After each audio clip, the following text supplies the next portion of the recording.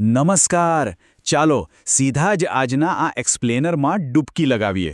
આપણે વાત કરવા જઈ રહ્યા છીએ ભારતની ઐતિહાસિક અને સંપૂર્ણ ડિજિટલ 2027 જનગણના વિશે. વિચારો, આ વખતે કાગળના થોકડાઓ નહીં પણ આખી પ્રક્રિયા ડિજિટલ થવા જઈ રહી છે. આ ખરેખર દેશ માટે એક મોટો ગેમ ચેન્જર સાબિત થવાનો છે. આપણો મુખ્ય ઉદ્દેશ્ય એ સમજવાનો છે કે આ નવી સ્વગણતરી અથવા સેલ્ફ એન્યુમરેશન સુવિધા કેવી રીતે કામ કરશે, અને તે પણ એકદમ સરળ અને બોલચાલની ભાષામાં. આ એક્સપ્લેનરમાં આપણે એક સ્પષ્ટ રોડમેપ ફોલો કરીશું. પહેલાં ડિજિટલ જનગણનાનું માળખું, પછી સ્વગણતરીના જબરદસ્ત ફાયદા, પોર્ટલ લોગિન પ્રક્રિયા, નકશા પર નોંધણી કેવી રીતે કરવી તે, અને છેલ્લે સબમિશન અને આઈડી વિશે ફટાફટ માહિતી મેળવીશું. તો સૌથી પહેલાં વાત કરીએ વિભાગ 1ની, ડિજિટલ જનગણના 2027. આ આખી સિસ્ટમનો પાયો કેવી રીતે નંખાયો છે તે સમજવું ખૂબ જ જરૂરી છે. જુઓ, આખી જનગણના મુખ્યત્વે 2 તબક્કામાં વહેંચાયેલી છે, બરાબર? જાણે કે એક મોટો પ્રોજેક્ટ 2 ભાગમાં કામ કરતો હોય.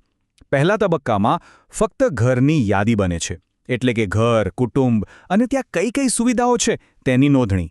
અને બીજો તબક્કો, તેમાં થાય છે ચોક્કસ વસ્તીની ગણતરી. આ વિભાજનને કારણે આખી પ્રક્રિયા એકદમ વ્યવસ્થિત અને સચોટ બની જાય છે. પહેલાં ભૌતિક માળખું અને પછી લોકો.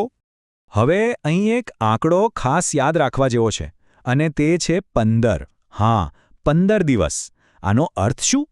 તો વાત એમ છે કે સંબંધિત રાજ્ય અથવા સંઘ પ્રદેશમાં જ્યારે પણ સત્તાવાર ગણતરીદાર રૂબરૂ મુલાકાત લેવા આવવાના હોય, તેના બરાબર 15 દિવસ પહેલાં જ આ સેલ્ફ એન્યુમરેશન એટલે કે સ્વગણતરી માટેનું પોર્ટલ ખુલી જશે. મતલબ કે જાતે જ બધી માહિતી ભરવા માટે પૂરો સમય મળી રહેશે, કોઈ જ ઉતાવળ નહીં. ચાલો હવે વિભાગ 2 પર જઈએ. આ સ્વગણતરી સુવિધા ખરેખર કેટલી ઉપયોગી છે અને તેના ચોક્કસ ફાયદાઓ કયા છે તે જોઈ લઈએ. ભલે આ સિસ્ટમ એકદમ ફાસ્ટ અને સરળ હોય, પણ સુરક્ષા સાથે કોઈ બાંધછોડ નથી. એક બહુ જ કડક અને અગત્યનો નિયમ છે: એક મોબાઈલ નંબર માત્ર એક જ કુટુંબ માટે વાપરી શકાશે. ડુપ્લિકેશન રોકવા માટે આ બહુ જ જરૂરી છે.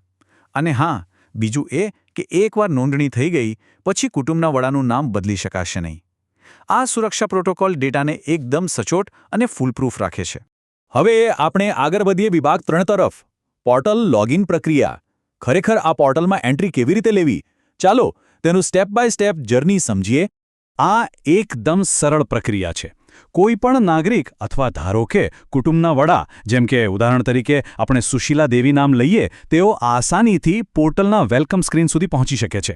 પહેલાં એસી પોર્ટલ ઓપન કરવાનું, પોતાનું રાજ્ય પસંદ કરીને કેપ્ચા નાખવાનો. પછી કુટુંબના વડાનું નામ અને મોબાઈલ નંબર નાખીને પોતાની મનપસંદ ભાષા પસંદ કરવાની, અને છેલ્લે OTP દ્વારા વેરિફિકેશન. થઈ ગયું ને લોગિન? એકદમ સ્મૂથ. લોગિન સફળ થયા પછી આવે છે વિભાગ 4, માહિતી અને નકશાની નોંધણી. આ કદાચ આખી પ્રોસેસનો સૌથી રોમાંચક હિસ્સો છે. અહીં વાત છે ઘરનું એક્ઝેક્ટ લોકેશન સેટ કરવાની. ડિજિટલ નકશાનો ઉપયોગ કરીને ઘર ક્યાં છે તે પિનપોઇન્ટ કરવાનું છે. જિલ્લો અને કોઈ જાણીતું સ્થળ એટલે કે લેન્ડમાર્ક સિલેક્ટ કર્યા પછી નકશા પર એક માર્કર દેખાશે.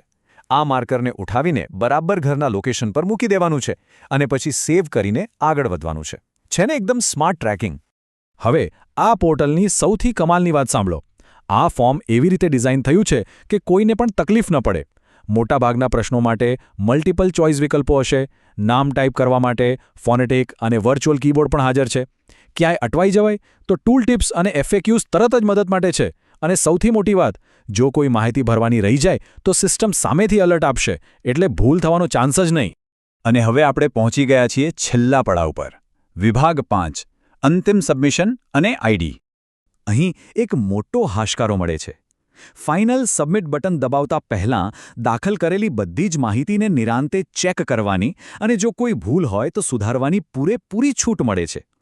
મતલબ કે કશું પણ ફાઇનલ કરતા પહેલાં આપણે 100% શ્યોર થઈ શકીએ છીએ કે ભરેલી બધી જ વિગતો એકદમ પરફેક્ટ છે. જેવું સબમિશન પૂરું થાય કે તરત જ સ્ક્રીન પર એક 11 આંકડાનો બહુ જ મહત્વનો ACID જનરેટ થાય છે.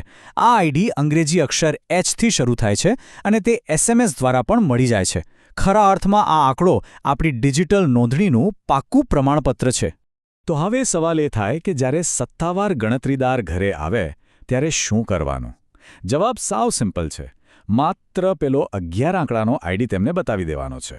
બસ આનાથી સાબિત થઈ જશે કે ડિજિટલ નોંધણી સફળતાપૂર્વક પૂરી થઈ ગઈ છે અને કોઈ લાંબી મેન્યુઅલ પ્રોસેસમાંથી ફરી પસાર થવાની જરૂર નહીં પડે.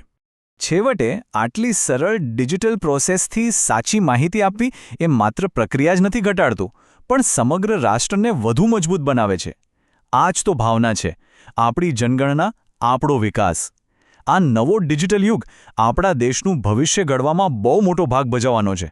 તો વિચારો, આ નવી અને અત્યાધુનિક ટેકનોલોજીને અપનાવીને શું આપણે બધા રાષ્ટ્રના નિર્માણમાં આપણું સ્માર્ટ યોગદાન આપવા માટે તૈયાર છીએ ખરા?